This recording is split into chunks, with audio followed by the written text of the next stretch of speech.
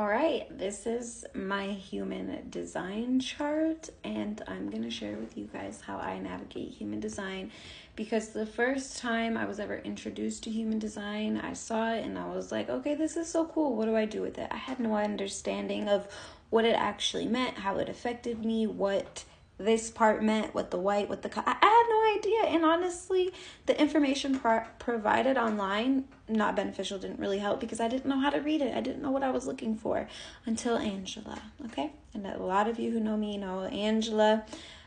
She introduced me to design in a way that I had never even could have imagined it could be experienced, right? Not only can I read the data now in a different way, but I've experienced it, not only with myself, but with everybody, right? Because what this body graph shows you is everybody's specific design, right? For instance, the chart you guys just saw was a manifestor chart.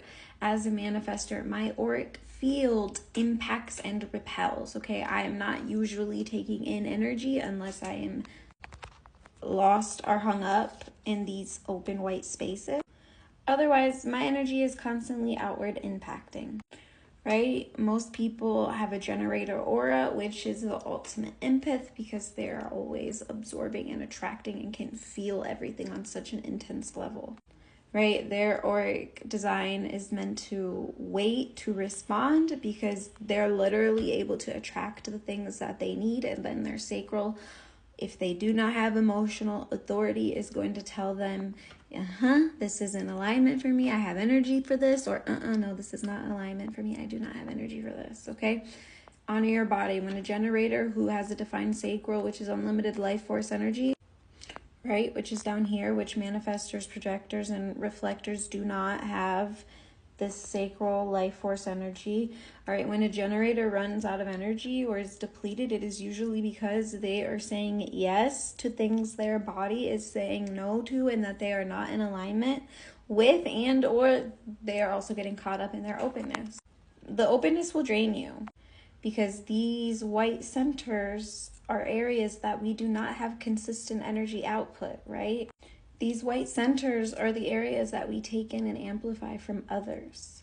So these are the parts of us that are conditioned and are also unstable, because they change based on who around us we are taking in and amplifying.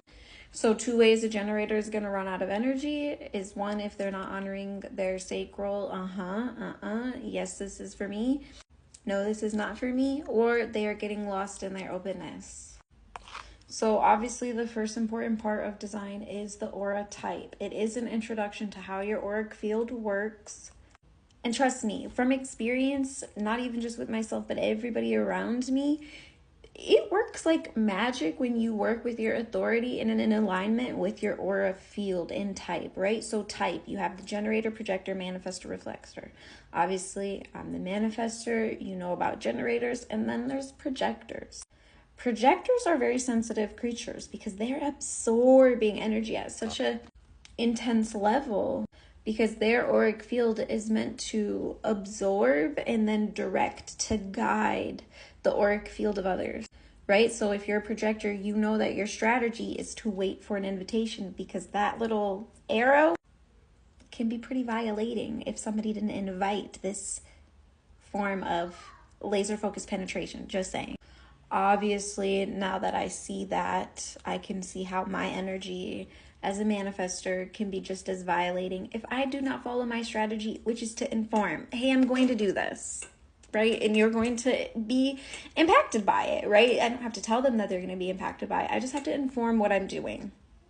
And then obviously you have a reflector, which they do not have any channels or defined centers. So they're basically taking in and amplifying, but what I find very interesting is they're able to reflect the energy and then take in and sample what they want and what they like. And I've met some really cool reflectors that are reflecting like just the utmost beauty of humanity. Like I look at these and be like, what kind of humans are they? The reflectors. I'm like, wow, show us what humanity could be, my friends. I'm a fan. All right, so auric type is good for navigation, understanding how your auric works, how you're affecting and also impacted by other people. Honestly, one of the first things also to look at besides your design, right? Are you a generator, projector, manifester? Because your design type is going to have a strategy and then you're going to have an authority. But this number up here, which is like why I like the Neutrina app, this number is going to tell you where your focus is going to be. Me being a first line, my focus is eyes on me. I have this sticker that looks at me, my eyes on me. Because as a first line, my eyes need to be on my process at all times. Because through me looking at me, I'm able to see myself deeper and then externalize whatever I see and feel and experience. A 1, 2, 3, eyes on ourselves. 5, 6, 4, 5, 6 is going to be eyes on others. Their process of 4, 5, and 6's process is going to be on other people. What they see, feel, experience from other people are going to internalize them, right? It's like one is outside in, the other is inside out, to my understanding. So after you know your aura type, so each aura type comes with a strategy. Obviously, generators and manifesting generators wait to respond. Your aura is bringing things in to which you wait to respond. You respond based on your authority, which we're going to talk about authority, right? But a generator waits to respond. A projector needs a proper invitation. And a manifester needs to properly, clearly inform. Then those reflectors gotta wait a whole lunar cycle. So the strategy comes with the aura type. Next is the authority, and the authority is so important. My life changed when I started to follow my authority. If you have the right side triangle defined, colored in, you are a emotional authority being. It does not matter your aura type. You could be a projector, a generator, or a manifester. If you have this solar plexus is always going to be the dominant authority. And if you do have emotional authority, you need to know your emotional waves. Because anybody with emotional authority is going to have to process their emotions before they're able to. One, if you're a generator, you got to process your emotions before you have access to your sacral yes or no's. If you're a projector, emotional authority is going to be what tells you what is in alignment. Same thing for a manifester. Me as a manifester, I am not able to see clearly unless my emotions are fully processed. Which emotional wave you have depends on which channel is coming out of your solar plexus. Mine is the 1222, right? You can see it going to the throat. So as you can see, this is my emotional wave. And I have fought this my whole life, and it has been karmic reaping and sowing.